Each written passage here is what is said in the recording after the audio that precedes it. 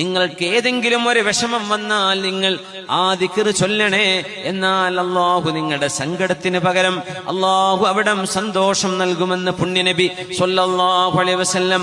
അല്ലാഹുമ്മ ഇന്നി അബ്ദുക ഇബ്നു അബ്ദിക ഇബ്നു അമതിക നാസിയതി ബിയദിക മാദിൻ ഫിയ ഹുക്മുക അദ്ലുൻ ഫിയ ഖളാഉക അസ്അലുക ബികുല്ലി ഇസ്മിൻ ഹുവ ലക സമ്മൈത ബിഹി നഫ്സക ഔ അൻസൽതഹു ഫീ കിതാബിക أو علمته أحدا من خلقك أو استأثرت به في علم الغيب عندك أن تجعل القرآن العظيم ربيع قلوبنا ونور صدورنا وجلاء أحزاننا.